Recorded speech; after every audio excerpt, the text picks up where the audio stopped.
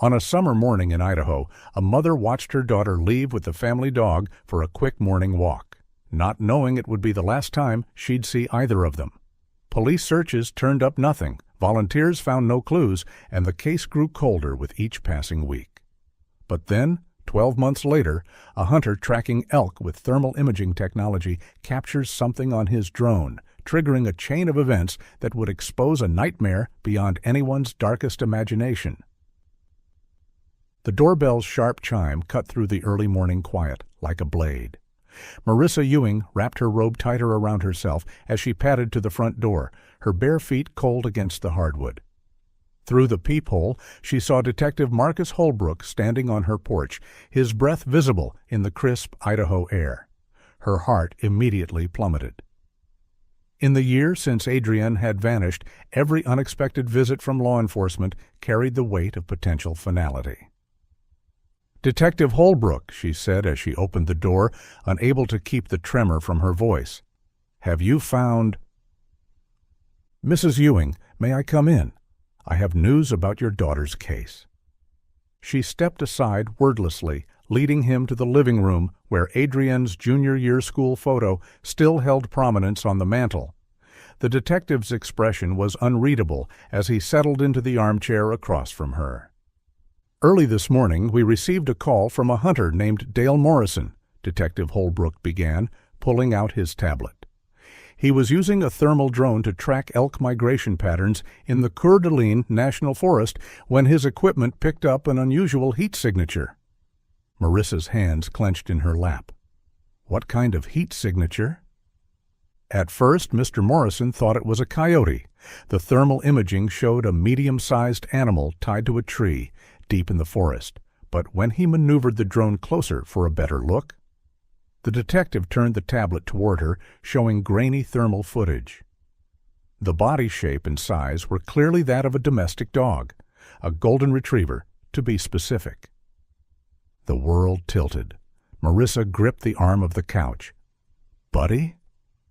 "We believe so. The hunter immediately contacted us, and we dispatched a team. Mrs. Ewing, somehow, after an entire year, your daughter's dog is still alive." That's impossible," Marissa whispered.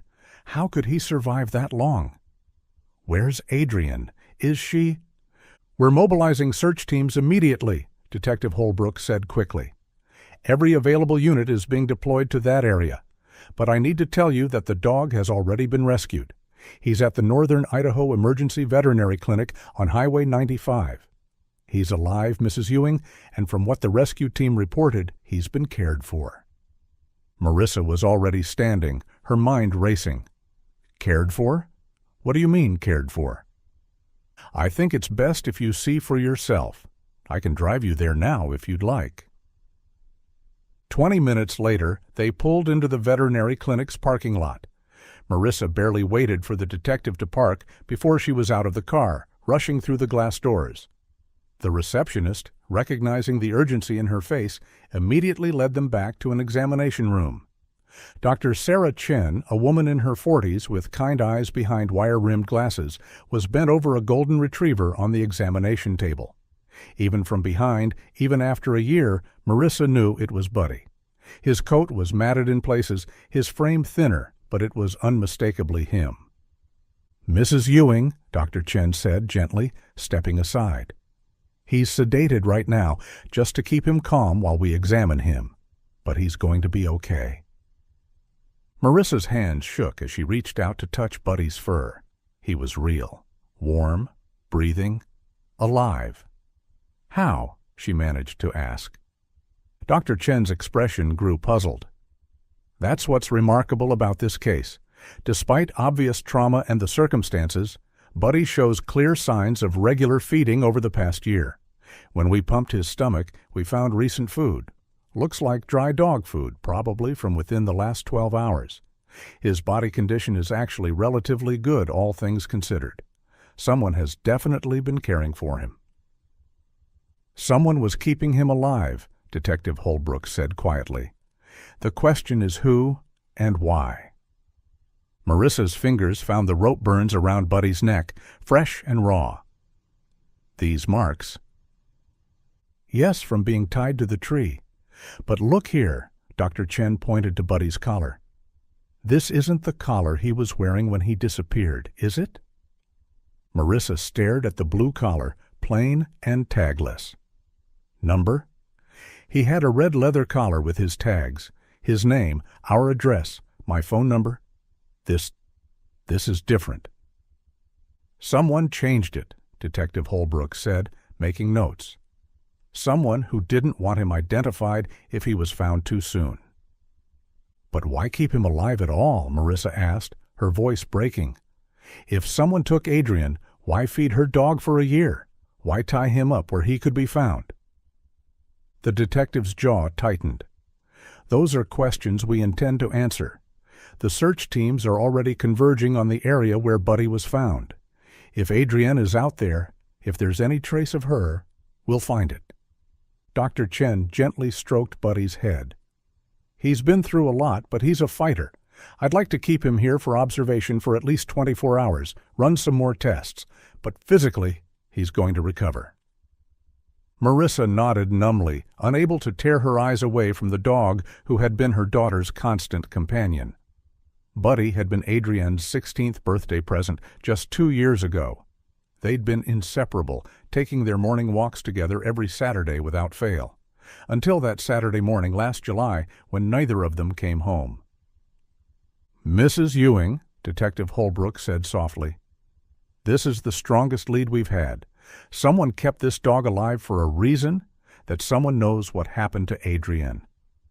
As Marissa stood in that sterile examination room, watching Buddy's chest rise and fall with each sedated breath, she felt something she hadn't allowed herself to feel in months. Hope. Terrible, fragile hope that somewhere out there, someone had kept her daughter as alive as they'd kept her dog. The phone rang just as Marissa was getting home from the veterinary clinic.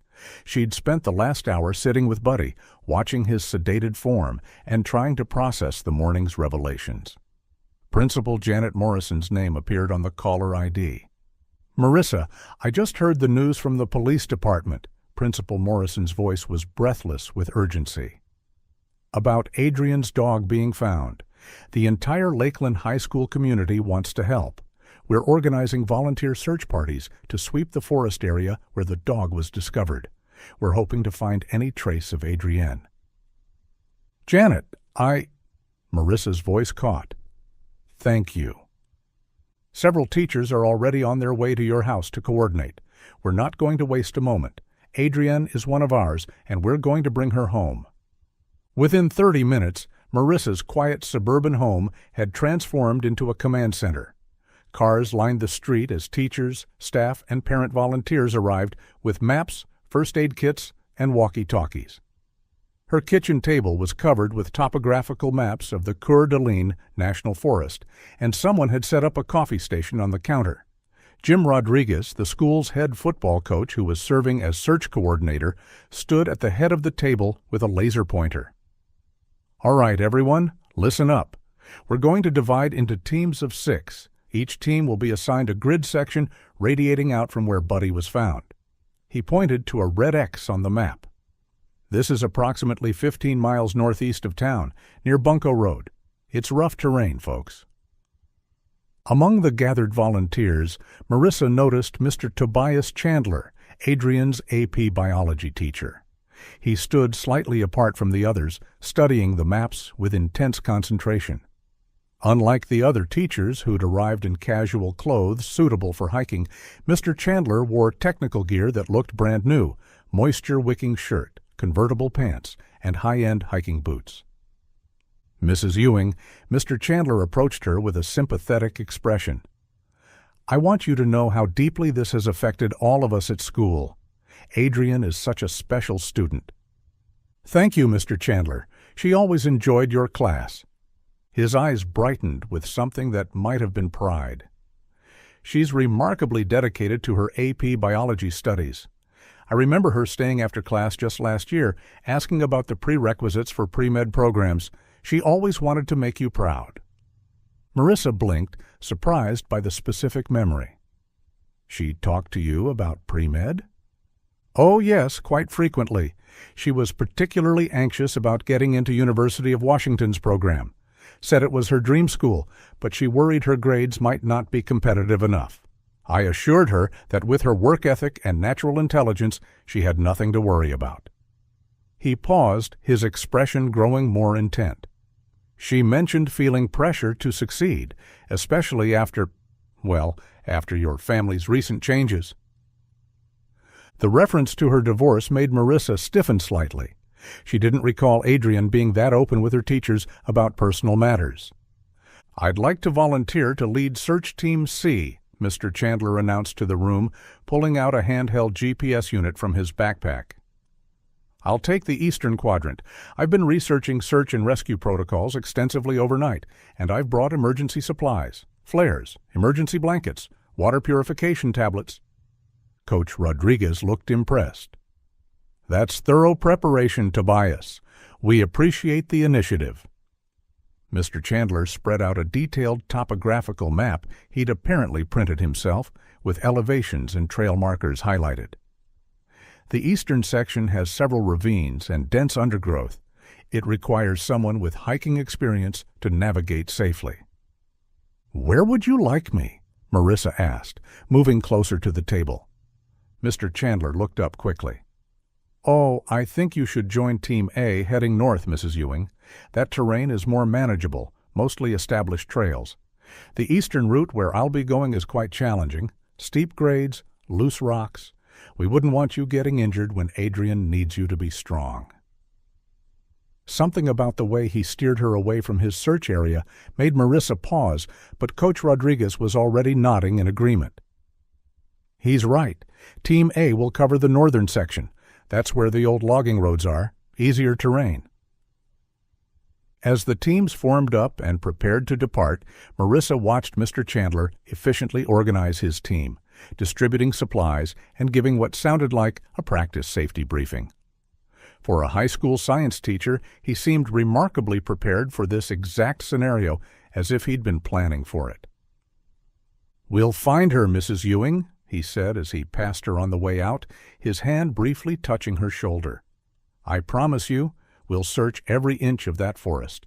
Adrian deserves to come home." Before the search teams departed, there was a lull as volunteers gathered their gear and finalized transportation arrangements. Marissa found herself at the kitchen table with Mr. Chandler and a few other teachers, reviewing the search grid one more time. The science teacher had pulled his chair close to hers, pointing out various landmarks on his detailed map. "You know, Mrs. Ewing," Mr. Chandler said, his voice taking on a confiding tone, "I've been thinking about all my conversations with Adrian over the past year. There might be places she mentioned that could help narrow our search." "What kind of conversations?" Marissa asked, grateful for any potential leads. "Well, she often talked about her college goals during our sessions. She was deeply anxious about getting into a good pre-med program." He leaned back, his expression thoughtful. "She specifically mentioned her fear of disappointing you, especially after your husband left 3 years ago. She felt like she had to be perfect to make up for all the upheaval." Marissa's breath caught. The divorce had been finalized 3 years ago, yes, but Adrian had been so stoic about it. She'd never expressed those feelings to Marissa directly. "She told you about that?" "Oh, yes, we talked quite extensively. Her perfectionism was really weighing on her. She'd say things like, 'Mom's been through so much. I can't let her down.' And, 'What if I'm not smart enough for medical school?' She was putting tremendous pressure on herself." Mrs. Patterson, the English teacher, shifted uncomfortably in her seat. "I didn't realize Adrienne was struggling that much. She always seemed so confident in class." "She opened up during our tutoring sessions," Mr. Chandler explained. "One-on-one environments tend to make students more comfortable, sharing their concerns." "I'm so grateful for those tutoring sessions," Marissa said, touching his arm briefly. "Her biology grades improved so much, from B's to A's. Those Monday and Wednesday sessions really made a difference." Mr. Chandler's expression flickered for just a moment before he smiled. Actually, we met on Tuesdays and Thursdays. I remember specifically because those were my designated tutoring days. Marissa frowned. No, I'm certain it was Mondays and Wednesdays. Those were my late shifts at the hospital. I remember because I'd leave dinner in the fridge for her on those nights. Memory can be tricky during stressful times, Mr. Chandler said smoothly. But I'm quite certain it was Tuesdays and Thursdays. In fact, Adrian preferred studying in the science prep room rather than the library because it was quieter, more private for concentrated learning. The prep room? Coach Rodriguez interjected. Isn't that usually off limits to students? I made an exception for dedicated students like Adrian. She'd actually help me organize supplies while we reviewed material. Kinesthetic learning, you know. It helped her retain information better. Mr. Chandler's voice took on an almost nostalgic quality. She earned quite a bit of extra credit by staying after school to help prepare lab experiments. Such a dedicated young woman. Marissa felt a strange unease creeping up her spine. The way he spoke about these private sessions, the detailed knowledge of her daughter's inner thoughts, it seemed beyond what a typical teacher-student relationship would involve. How often did these prep room sessions happen? She asked carefully. Oh, quite regularly. Sometimes she'd stay until 5 or 6 in the evening, especially when we were preparing for big exams. She was determined to maintain her A average. He smiled, but there was something in his eyes that made Marissa's skin prickle. I told her that with her natural intelligence and my guidance, she could achieve anything she set her mind to. Mr. Chandler's phone, face up on the table, suddenly buzzed with an incoming text. Before he could grab it, Marissa caught a glimpse of the preview notification. Stick to the plan. He quickly flipped the phone over, his movement just a bit too swift, too nervous. Probably other teachers checking in about the search, he said, but his voice had taken on a slightly higher pitch. Aren't you going to answer it? Mrs. Patterson asked. Could be important for the search coordination. No, I'm sure it's nothing urgent.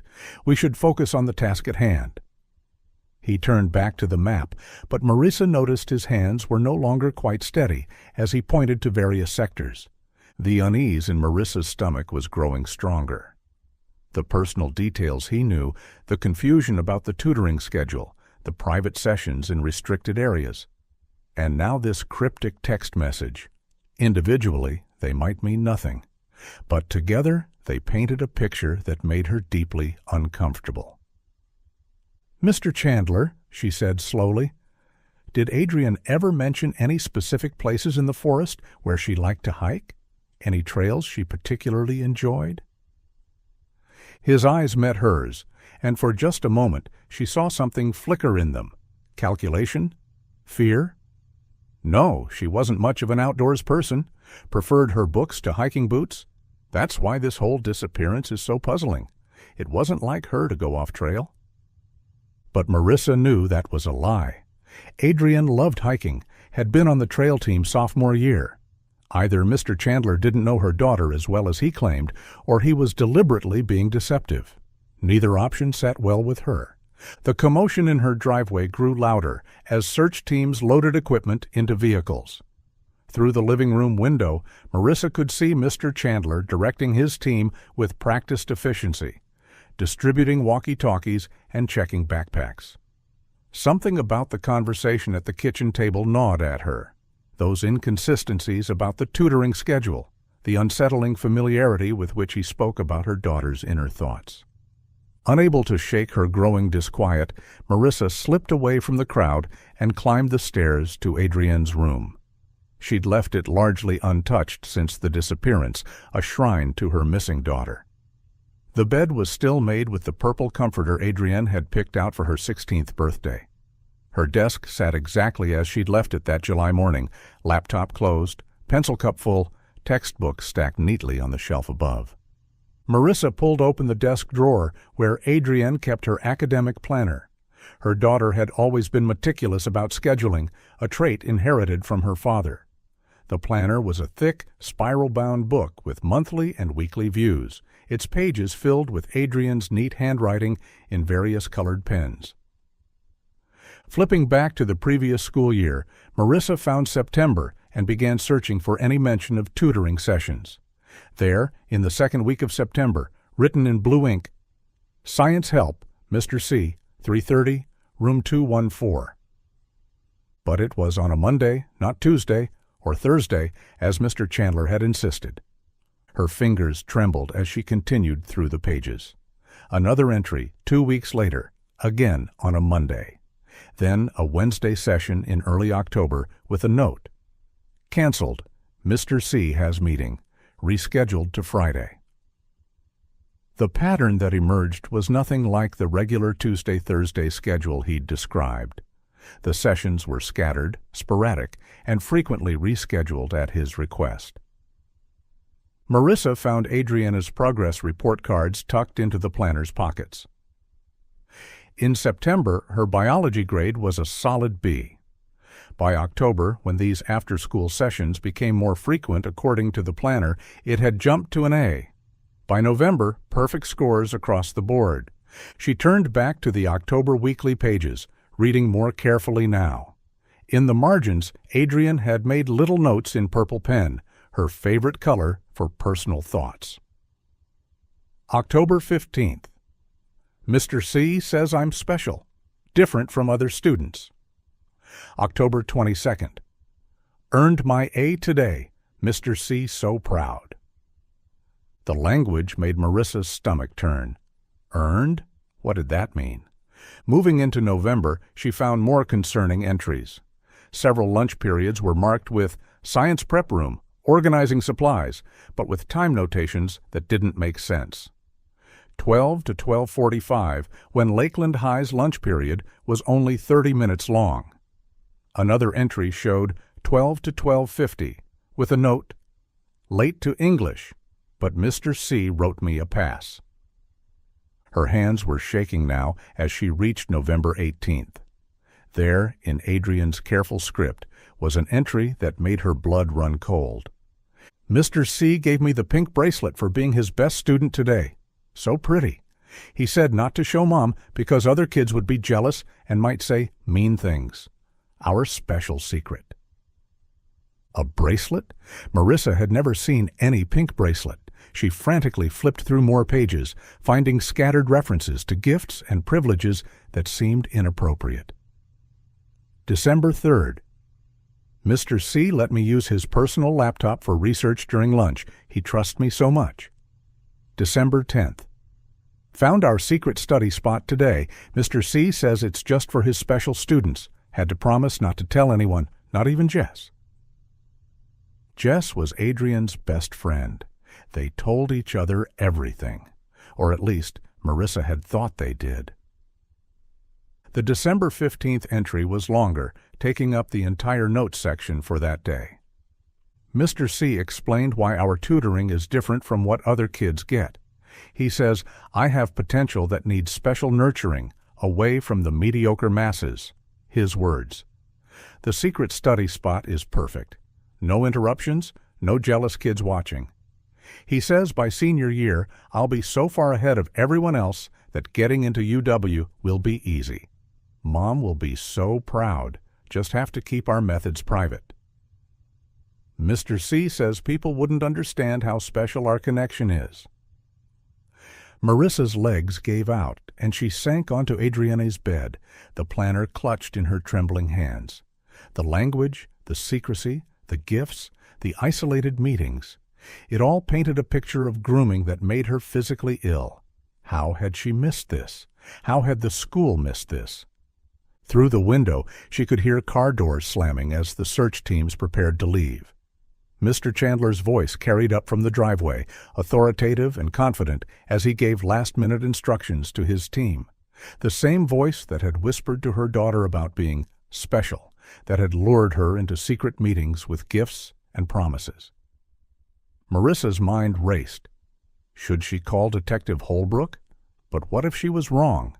What if she was just a paranoid mother reading too much into innocent teacher-student interactions? The entries were concerning, but not explicitly criminal. And if she was right, if Mr. Chandler had been grooming Adrian, what did that mean for her disappearance? The sound of engines starting below made her decision urgent. The search teams were about to leave, including Mr. Chandler's team heading to the eastern quadrant, the area he'd specifically steered her away from. Marissa tucked the planner into her jacket and hurried downstairs, her mind made up. The search teams were loading into their vehicles, volunteers checking equipment and confirming radio frequencies. She spotted her assigned Team A gathering near Coach Rodriguez's SUV, but her eyes were fixed on Mr. Chandler as he walked toward his silver Honda Accord. "Mrs. Ewing, we're about ready to head out," called Mrs. Patterson from Team A. "I'll be right there," Marissa replied, moving toward her own car instead. "Just need to grab something from my vehicle." She slipped into her Toyota Camry and started the engine, watching through her rearview mirror as Mr. Chandler's Honda pulled out of her driveway. Team C was supposed to head northeast toward the forest, toward Bunko Road, where Buddy had been found. But as Marissa eased onto the street, maintaining a careful distance, she watched Mr. Chandler turn south onto Highway 95, the complete opposite direction.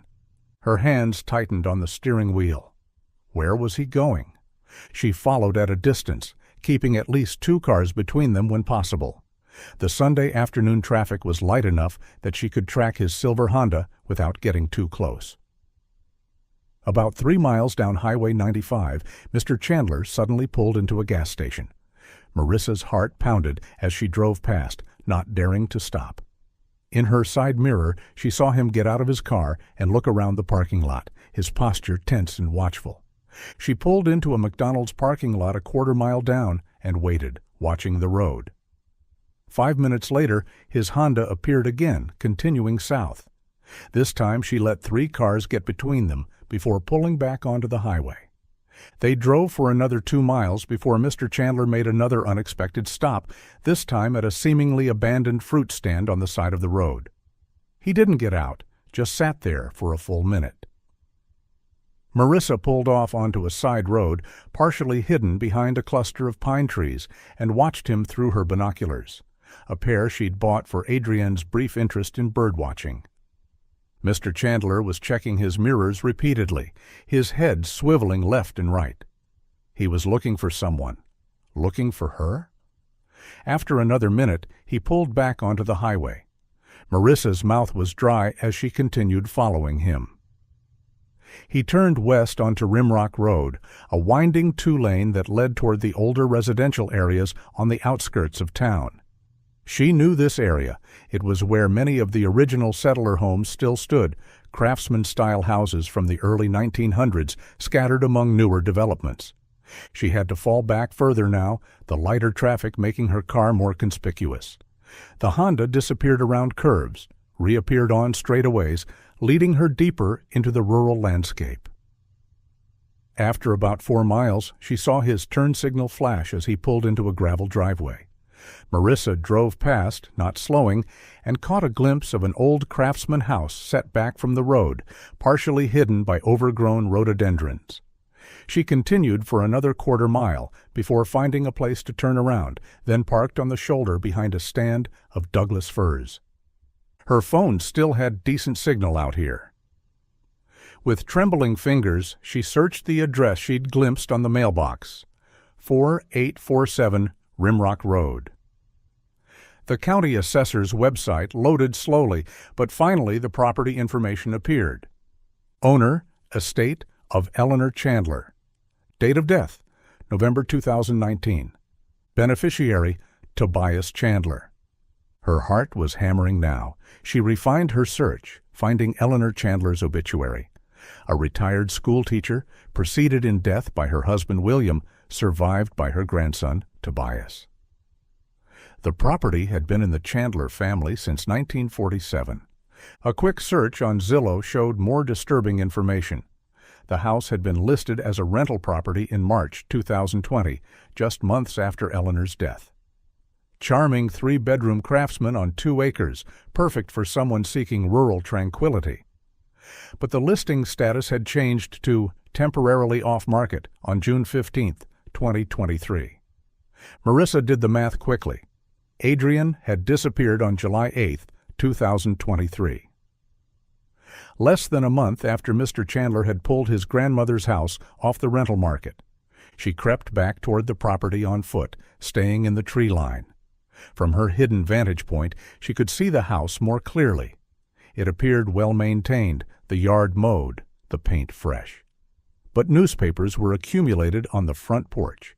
She could see them from here, a small pile that suggested about a week's worth, as if someone was maintaining the property but not actually living there full time. Fresh tire tracks in the gravel driveway caught her attention, not just from Mr. Chandler's Honda, which was now parked near the detached garage. There was another set, slightly older but still recent, leading to the back of the property. The house looked empty despite Mr. Chandler's presence.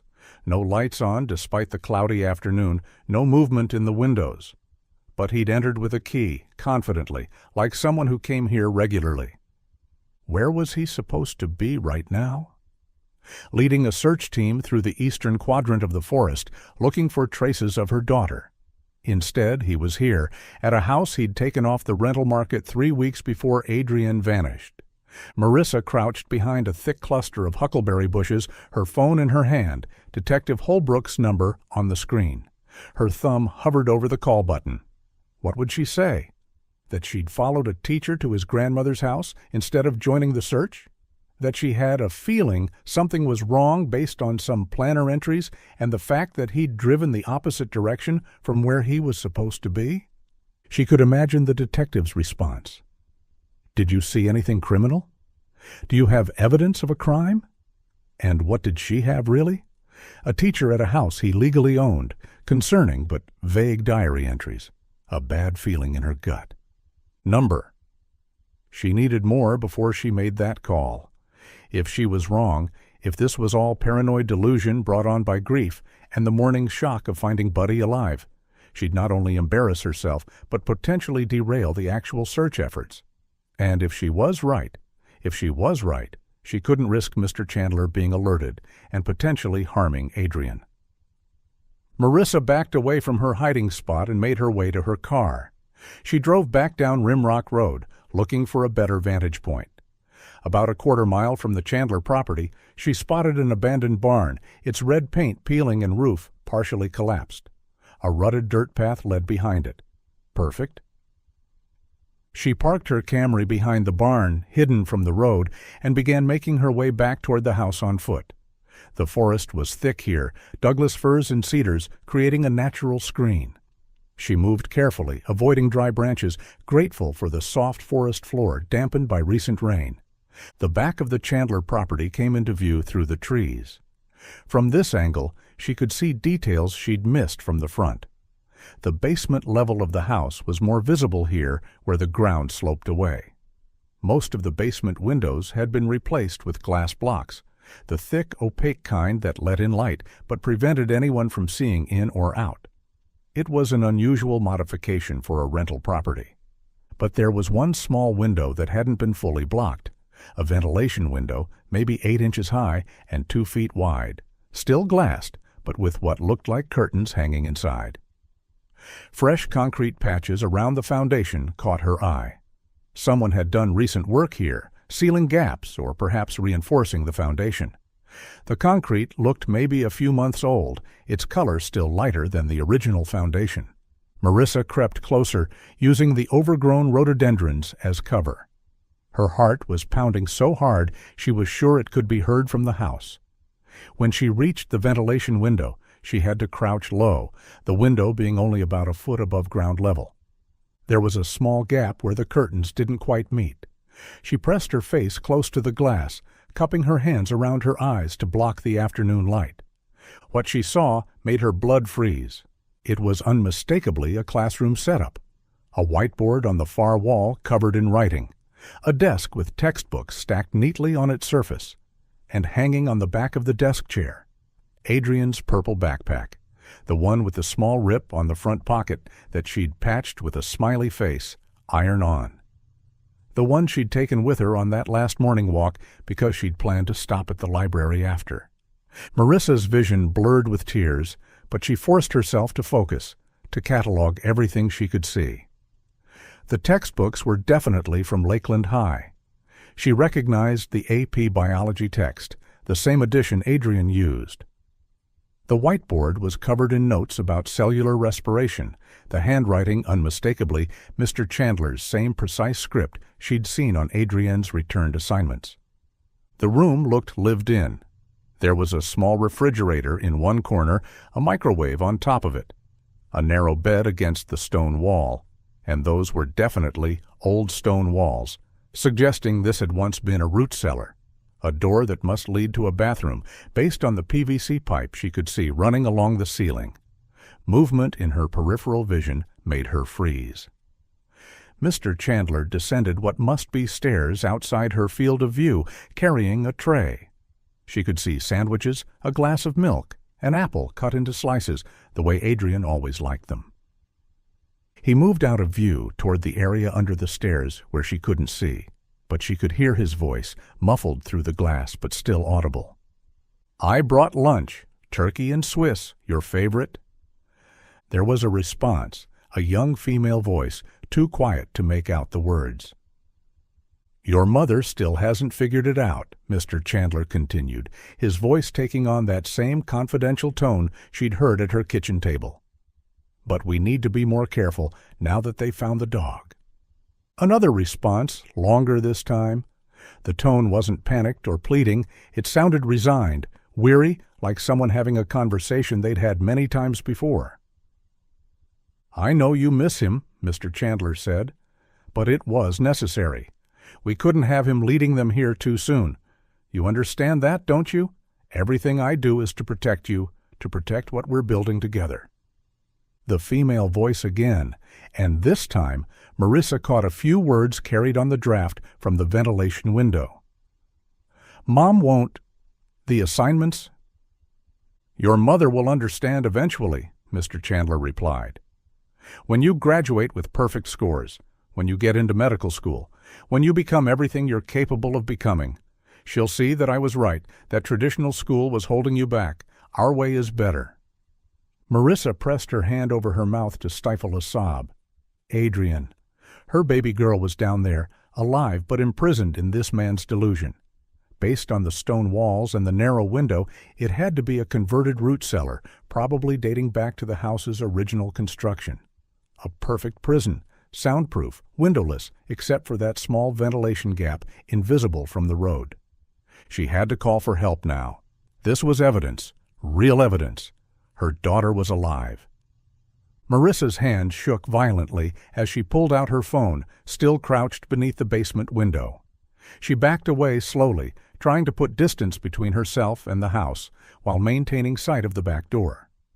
The HVAC unit, humming softly near the corner of the house, provided some cover. She pressed herself against its metal surface and dialed 911. "911, what's your emergency?" The dispatcher's calm voice seemed surreal against the pounding of Marissa's heart. "This is Marissa Ewing," she whispered urgently. "My daughter Adrian has been missing for a year.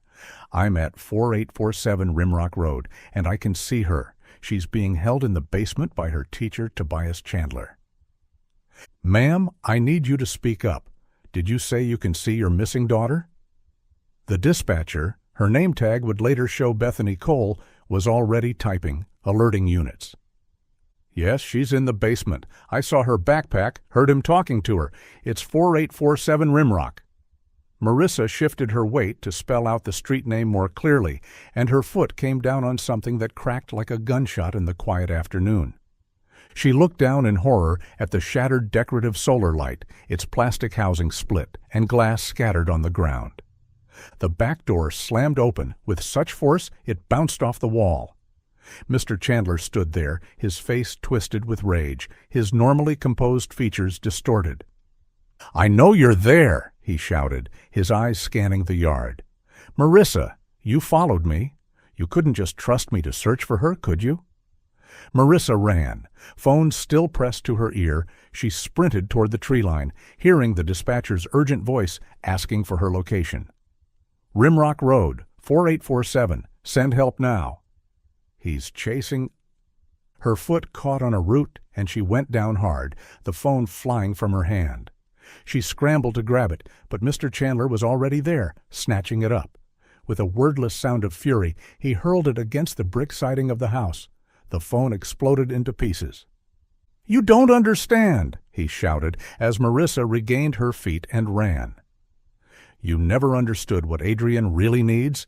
The pressure you put on her, the mediocre education at that school. I'm protecting her from a world that doesn't appreciate gifted students like her." Marissa crashed through the underbrush, branches tearing at her clothes and skin.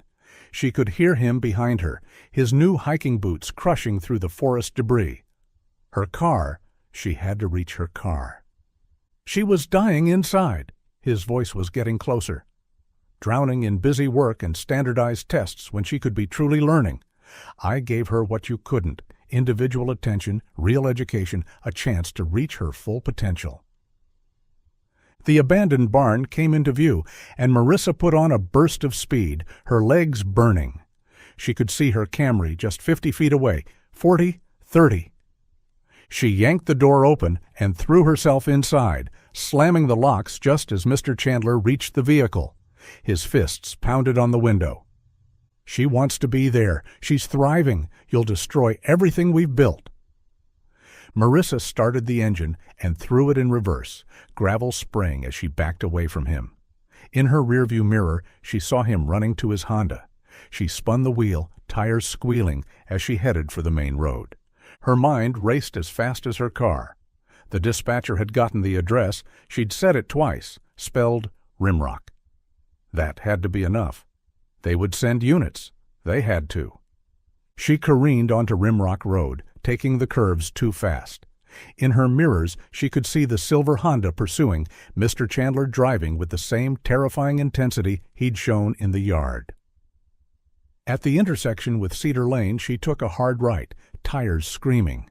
He followed, closer now. A residential neighborhood opened up before her, and she wove through it, running stop signs, praying no children were playing in the streets. Left on Maple, right on 3rd, another left onto Pine. But he knew these roads too, stayed with her through every turn. Highway 95 appeared ahead, and she merged into traffic without looking, horns blaring around her. The Honda followed, cutting off a pickup truck to stay on her tail. But the heavier traffic worked in her favor. She could weave between cars while he got stuck behind a slow-moving RV. By the time she reached the Walmart intersection, she'd lost sight of him. She pulled into the parking lot and drove to the far corner, parking between two large trucks where her car wouldn't be easily visible from the road. Her whole body was shaking, adrenaline making her feel sick. She had no phone, no way to know if help was coming. All she could do was wait and pray that Bethany Cole had understood enough to send help. 20 minutes later, Officer James Wright of the Kootenai County Sheriff's Department was the first to spot the silver Honda Accord returning to 4847 Rimrock Road. 2 other units were already in position, having arrived minutes earlier to find the property seemingly empty. They'd been about to force entry when the Honda appeared. Mr. Chandler saw the police cars too late. He tried to reverse, but Officer Wright's unit blocked him in.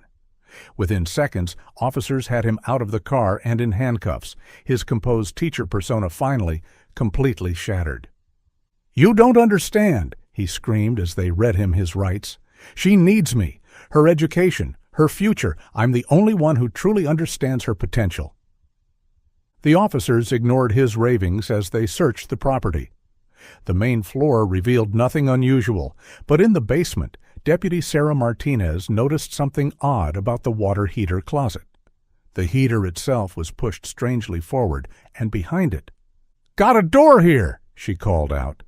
It was cleverly concealed, painted to match the wall, with a sophisticated lock mechanism. Mr. Chandler's keys opened it, revealing a narrow hallway that led to another door, this one steel, with a deadbolt that locked from the outside. Officer Wright opened it carefully, announcing himself. "Adrienne, this is the police. We're here to help you." The room beyond was exactly as Marissa had described, a converted root cellar turned into a bizarre classroom prison. And there, sitting at the desk with a pencil in her hand, was Adrienne Ewing. She looked up at the officers with hollow eyes, her face pale from a year without sunlight. She was thin but not emaciated, dressed in clean clothes that looked too big for her frame. In her hands she clutched a notebook filled with line after line of neat handwriting. "I need to finish this assignment," she said, her voice rusty from disuse. "Mr. C says I can't get into college if I don't maintain my perfect GPA. I have a test tomorrow on cellular mitosis." "Adrian, honey, you're safe now," Officer Wright said gently, moving slowly into the room. "Your mom sent us. You're going home." "Home?" She looked confused, almost frightened. "But I have homework, 3 chapters to read, 2 lab reports to write. Mr. C says if I fall behind, I'll never catch up.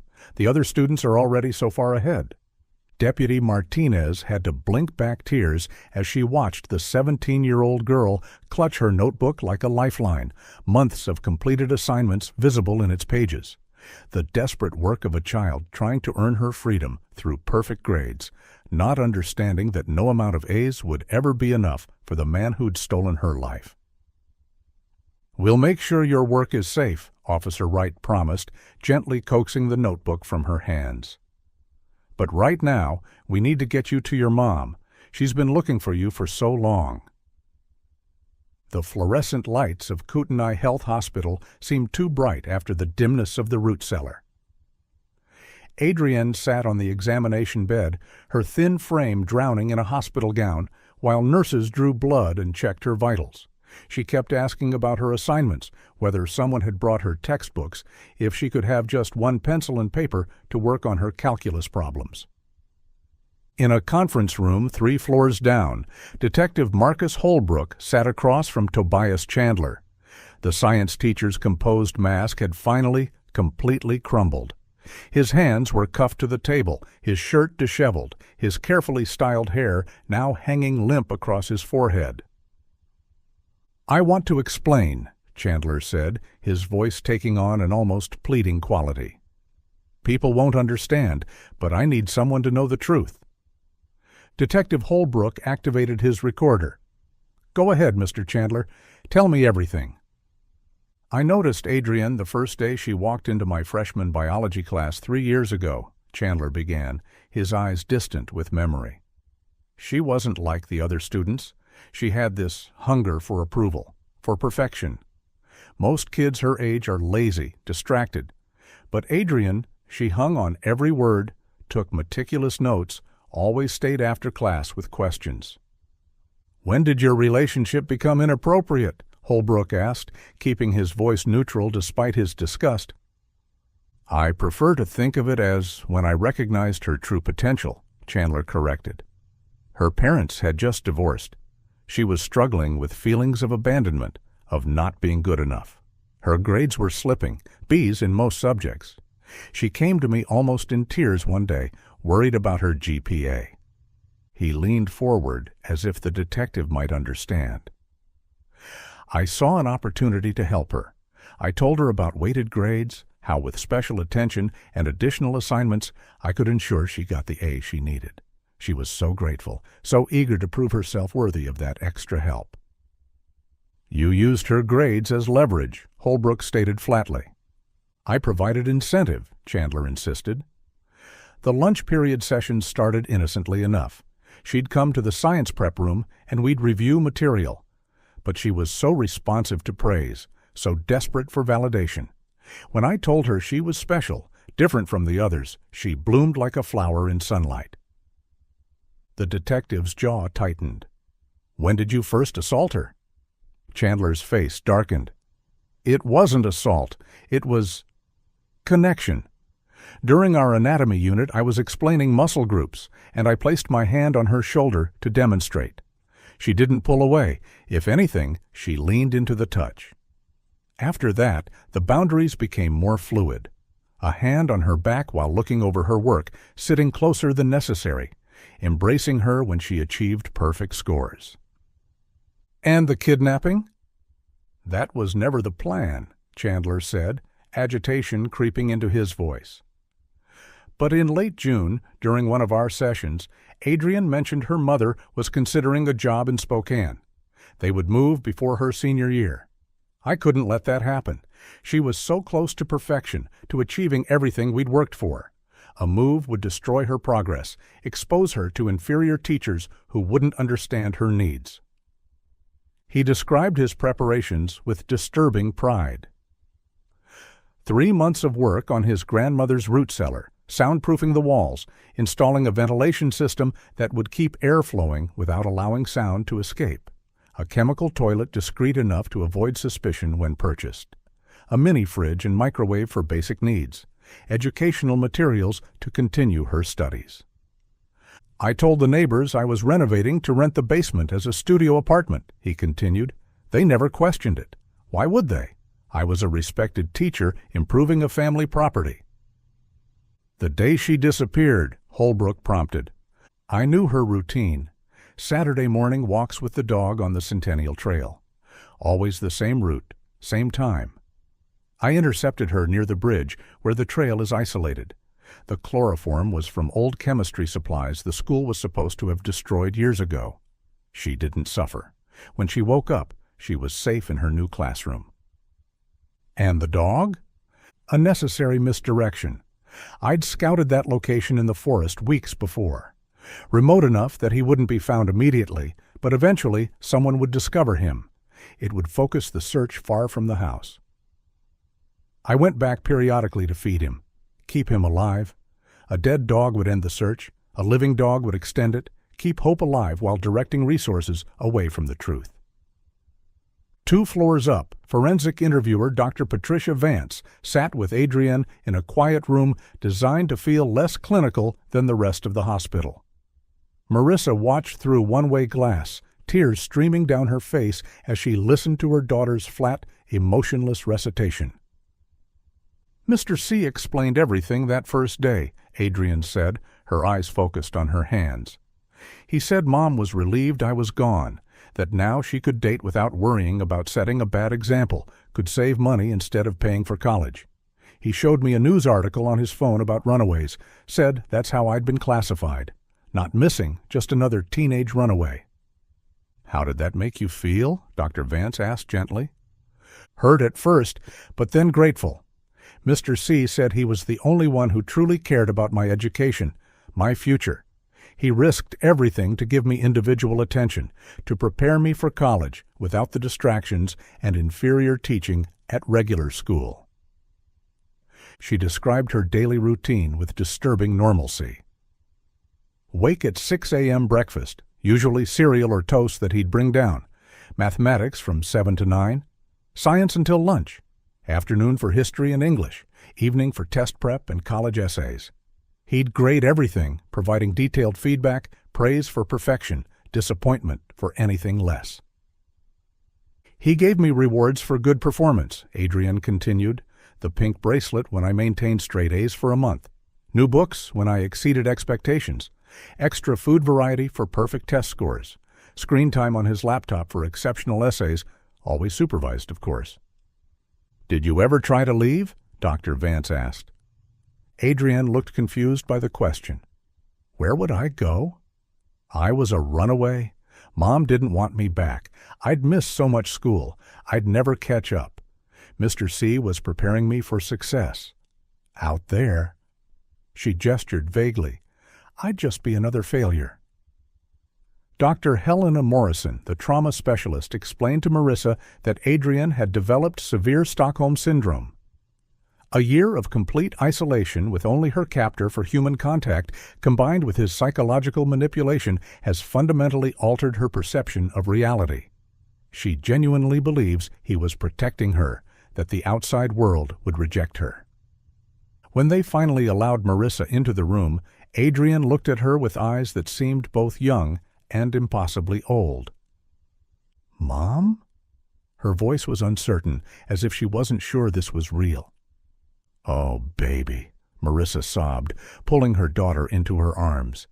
I never stopped looking, not for one day. I love you so much. Adrienne was stiff in her embrace at first, then slowly, like ice melting, she began to soften. He said you were glad, she whispered, that I was too much trouble, too expensive. Never, Marissa said fiercely. You are my whole world. Everything I did was to find you, to bring you home. Detective Holbrook entered quietly, nodding to Dr. Vance. We found everything, he said softly.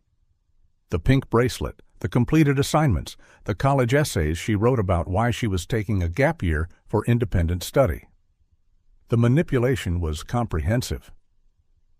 Adrienne pulled back from her mother slightly, anxiety creeping into her features. My assignments.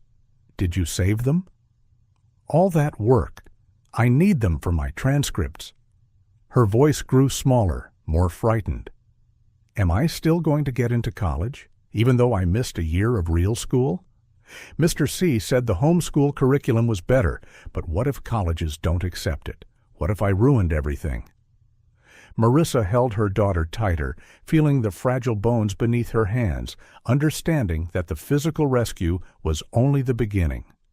The girl in her arms believed her worth was measured in perfect grades, that love was conditional on academic achievement, that a year of captivity was preferable to the risk of educational mediocrity. Healing from that would take far longer than healing from the physical confinement. We'll figure it out together, Marissa whispered, stroking Adrienne's lank hair. Whatever you need, however long it takes. You're safe now. That's all that matters. But even as she said it, she could feel her daughter's tension, the fear that safety might not be enough if it came without the perfect GPA that had become her entire identity in that basement prison.